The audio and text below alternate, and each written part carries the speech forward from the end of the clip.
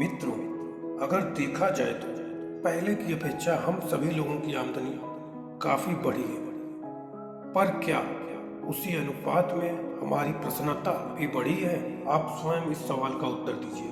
पैसों के मामलों में हम लोग कहीं न कहीं तो गलती कर रहे हैं। जीवन को संतुलित बनाना जरूरी है और इसके लिए हमें अपनी आमदनी और इसके इस्तेमाल पर जरूर गौर करना चाहिए। नहीं तो हम भले ही लाखों करोड़ों रुपए कमा लें, फिर भी प्रसन्न एवं संतुष्ट नहीं रह पाए। तो मित्रों, आइए मैं इस बात को एक छोटी सी कहानी 4 आने का हिसाब के माध्यम से आप सभी लोगों को समझाने की कोशिश करता हूँ। बहुत समय पहले की बात है। सुंदरपुर का राजा बहुत ही प्रतापी था।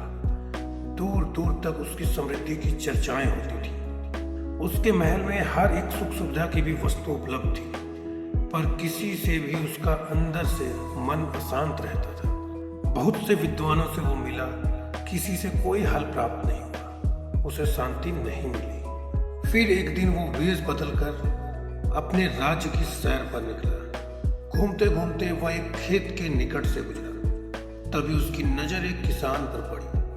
किसान ने फटे पुराने वस्त्र धारण कर रखे थे और वह पेड़ की छांव में बैठकर भोजन कर रहा था। किसान के फटे पुराने वस्त्र देखकर राजा के मन में दया आ गया और उसने विचार किया कि वह किसान को कुछ स्वर्ण मुद्राएं दे दे ताकि उसके जीवन में कुछ खुशियां आ पाए। राजा किसान के समीप जाकर बोला, मैं एक राहगीर हूँ। मुझे तुम्हारे खेत पर ये 4 सोने की मुद्राएं गिरी हुई मिली। चूंकि यह खेत तुम्हारा है, इसलिए ये मुद्राएं भी तुम ही रख लो। किसान ने तुरंत उत्तर दिया, ना ना सेठ जी, ये मुद्राएं मेरी नहीं है, इसे आप ही रखें या किसी और को दान कर दें, मुझे इनकी कोई आवश्यकता नहीं है। किसान की यह प्रतिक्रिया राजा को बड़ी अजीब लगी। वह बोला, धन की आवश्यकता किसे नहीं होती है? भला आप लक्ष्मी को कैसे ना कर सकते हो? किसान ने बड़े ही सहज भाव से राजा को उत्तर दिया, सेठ जी, मैं रोज 4 आने कमा लेता हूँ और उतने में ही प्रसन्न रहता हूँ। राजा बड़े अचरज के साथ बोला, क्या आप सिर्फ 4 आने की कमाई करते हैं और उतने में प्रसन्न भी रहते हैं? यह भला कैसे संभव है? राजा ने बड़े आश्चर्य से पूछा। किसान बोला, सेठ जी, प्रसन्नता इस बात पर निर्भर नहीं करती कि आप कितना कमाते हैं या फिर आपके पास कितना धन है। आपकी प्रसन्नता तो उस धन के प्रयोग पर निर्भर करती है। राजा ने किसान का मजाक उड़ाते हुए उपहास के लहजे में किसान से प्रश्न किया, तो तुम इस 4 आने का क्या क्या कर लेते हो? किसान भी बहस नहीं करना चाहता था, इसलिए उसने आगे बढ़ते हुए उत्तर दिया, इन 4 आनों में से मैं एक कुएं में डाल देता हूँ, दूसरे से अपना कर्ज चुका लेता हूँ, तीसरा उधार में दे देता हूँ और चौथा मैं मिट्टी में गाड़ देता हूँ।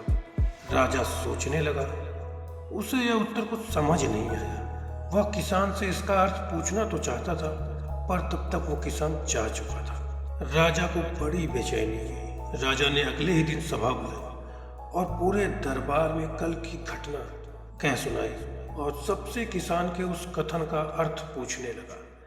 दरबारियों ने अपने अपने तर्क पेश किए, पर कोई भी राजा को संतुष्ट नहीं कर पाया।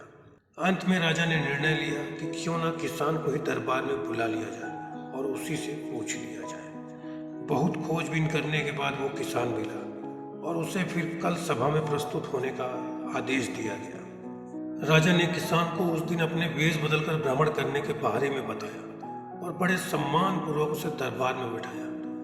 राजा ने उससे पूछा, मैं तुम्हारे उत्तर से प्रभावित हूँ और तुम्हारे 4 आने का हिसाब जानना चाहता हूँ। बताओ, तुम अपने कमाए 4 आने किस प्रकार से खर्च करते हो और जो तुम इतना प्रसन्न और संतुष्ट रह पाते हो, उसकी क्या वजह है? राजा ने किसान से यह प्रश्न किया। किसान बोला, हुजूर, जैसा कि मैंने बताया था, मैं 1 आना कुएं में डाल देता हूँ, यानी मैं उसे अपने परिवार के भरण पोषण में लगा देता हूँ, और दूसरे से मैं अपना कर्ज चुकता करता हूँ, यानी इसे मैं अपने वृद्ध माँ बाप की सेवा में लगा देता हूँ। तीसरा आना मैं उधार में दे देता हूँ, यानी मैं अपने बच्चों की शिक्षा दीक्षा में लगा देता हूँ। और चौथा मैं मिट्टी में गाड़ देता हूँ, यानी कि इस पैसे को मैं बचत कर लेता हूँ ताकि समय आने पर मुझे किसी से भी मांगना न पड़े और इससे मैं धार्मिक, सामाजिक व अन्य आवश्यक कार्यों में लगा सकूं।